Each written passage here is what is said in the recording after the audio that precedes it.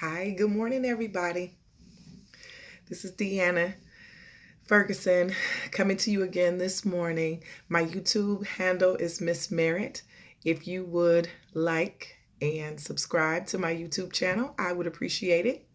I'm sorry that I did not get to post my video yesterday. I actually made a video to post yesterday while driving in my car, but because the sun had gone down already, once I went back and looked at it, you couldn't see me at all. Okay, so as you all can probably tell, I am not the most video savvy, but I am learning. So just bear with me. I am going to bring you quality videos in the future. Just keep working with me, and I promise I will get better.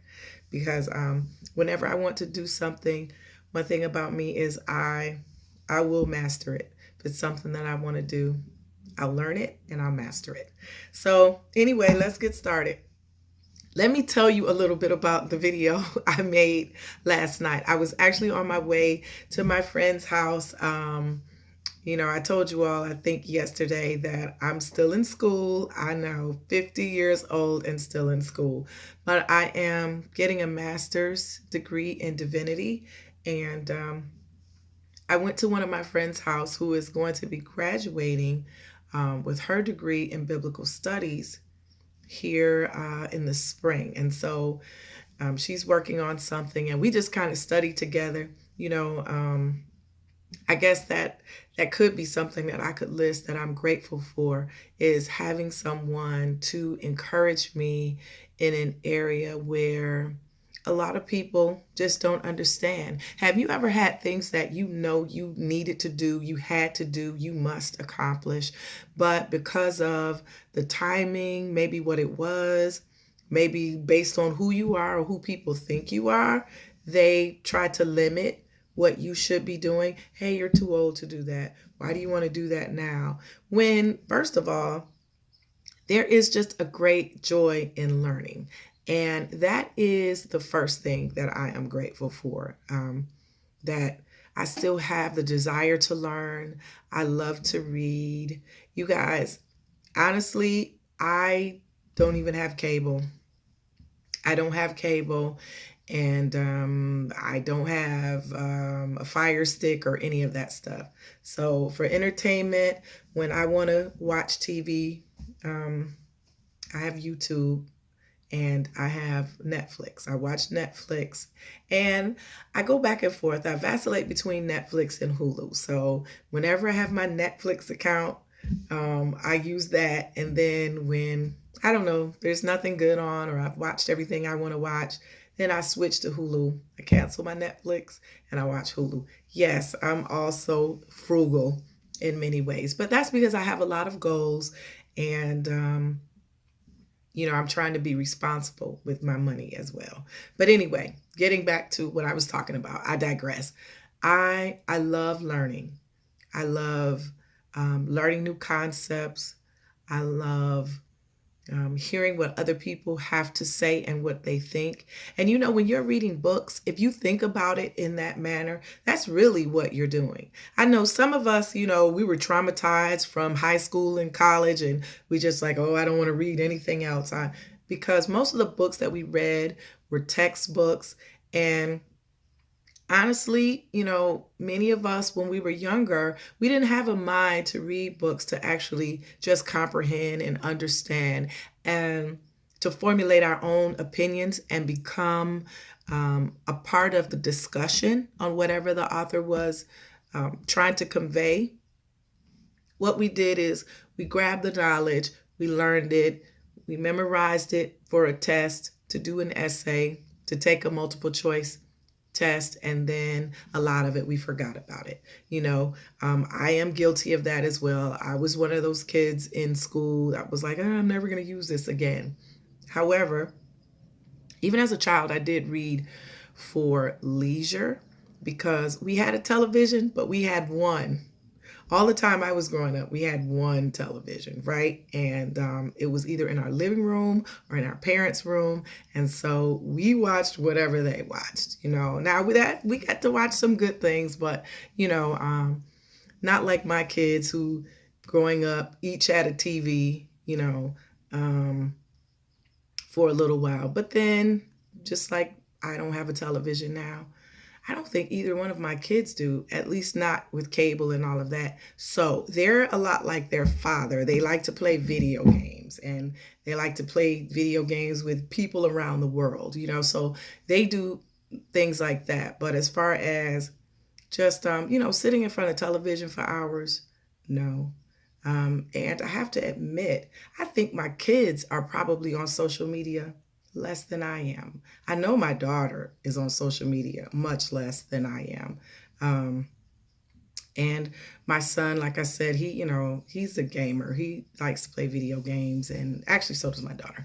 They both like to do that. But I do not really miss having a television. Now, I will say it has its disadvantages sometimes, because when things initially happen, if I don't have my phone right by me, I subscribe, on Twitter to all of the news outlets. So if I'm watching that, then I get the latest information. If I'm not, and I'm not in my car, like I won't hear the radio right away, because for some reason where I work, my reception isn't that good. And some of the channels that I want to listen to or maybe stream, um, they don't come in that well either. I usually can get NPR or something like that, but sometimes I want to listen to, CNN, NBC, Fox, whatever it is, because in order for you to know what's going on, and in order for you to understand it from the different perspectives, you actually have to watch all of it. So let me digress a minute right there and say something about that, because I know a lot of people, especially depending on your political persuasion, maybe don't watch certain channels. If you're Republican, you don't watch CNN or NPR or something like that. And if you are a Democrat, you don't watch Fox. Listen, you need to watch those channels so that you know what's being said, and what the prevailing thought is by the other political party. If you subscribe to one point of view, you need to know what that other point of view is. That makes you more informed. It helps you to develop a strategy to combat the things that you don't think maybe are fair or should be a part of our society, because you learn a lot when you watch the news. You also can tell whether they're actually just giving you straight news, or if they're, giving you editorial opinion or something like that, right? So that's just a little tip, do that. But getting back to what I'm grateful for, I love to read. I'm grateful for the books that are out, because you learn a lot by reading. Some of us maybe are financially challenged and we can't travel the world. But if you pick up a book and you start reading about other places, and you start reading the information that authors are, putting out, what they're conveying, you get another whole perspective about people, where they live, what they think, all of those things. So one of the things I'm grateful for is still having a passion for reading, even though, I'm in school. And yes, sometimes I still feel like, oh my God, all of this reading for school. But what I'm reading right now, personally, I'm reading a book by Dr. Sam Chan. He is a leadership expert, and there are some things that I want to take to the next level at my, my job. Even though I'm retiring soon, I still wanted to influence some things. I want to make some positive changes, and he has good information on how to do that. And I'm also reading a book on wealth. I can't remember the author's name right now, but maybe in my next video, I'll bring the books out so that you can see them. So, secondly, I am grateful for actually planning and focus. Okay? Planning and focus. What is that, Deanna? I'm grateful to have a mind to plan and focus for the days and the years ahead. Lord willing, you have to plan for your future. And I'm grateful that I am learning so many things from the books I'm reading, from the people I'm interacting with, from the people I work for, from those that work under me. Um, I'm learning a lot in ministry. My church is a blessing. My pastor's a blessing. I'm learning so much from the leaders that I interact with at the church I attend. So those are just some of the things that I'm grateful for. Planning and focus is important because you can't really do much without it. If you don't plan and you don't focus for your future, then the future will happen to you, instead of you being able to command the things that happen and take place in your future. Yes, there are many things that happen to us. There are many things that happen around us that we maybe don't have a say so in and that we cannot control. But, beloved, the things that you can control, you need to. And in order to do that, you have to plan and you have to focus. Planning and focus also helps you to put principles in place for your life for the future. What do you mean by that, Deanna? What I mean by that is, you know what? You cannot predict everything that will happen in the future, but you can prepare as best you can. And if you put principles in place for how you want to live your life, the things you want to do, the tasks that it takes to reach those particular goals.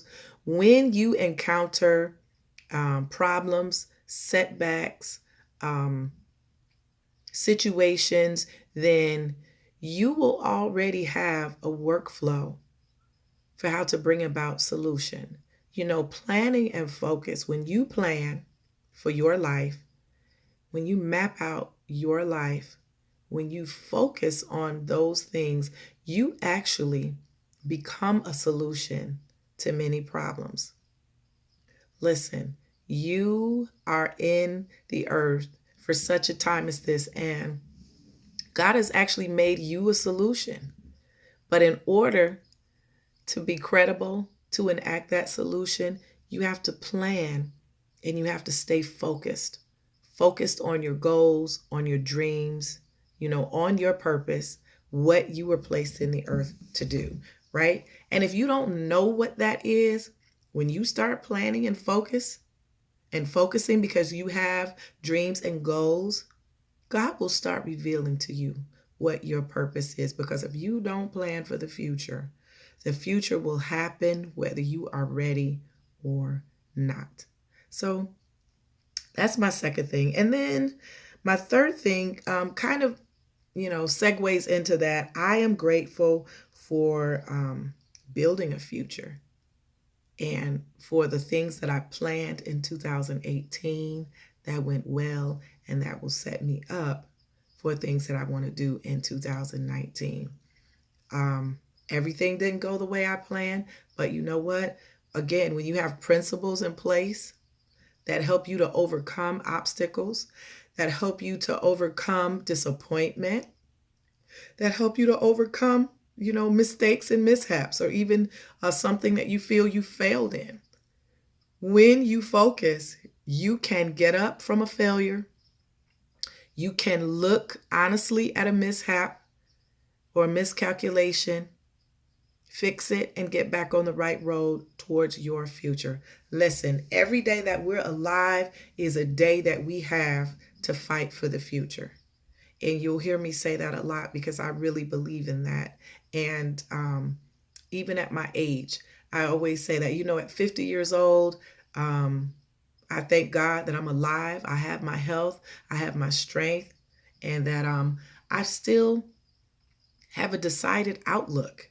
There are still things that I want to accomplish, things that I want to do for God in ways that I think will be phenomenal as long as I plan and focus. If you don't have good focus, Ask God to help you with that because He can and He will. Tomorrow, I'm going to tell you about what that takes for me because a lot of people don't know is I have ADD and I also am dyslexic. So um, it's a struggle, but it can be done. Hey, you guys, if you have things that you're grateful for that you want to leave in the comments or you want to make your own video and tag me in it, I'd be more than happy to watch it and discuss it with you. Again, we're talking about things that we're grateful for as we set ourselves up to prosper, to succeed, and to meet our goals in the future. Okay, so you guys be blessed, and I may come back and bring you another video a little later on today since I didn't get to it yesterday. All right, be blessed.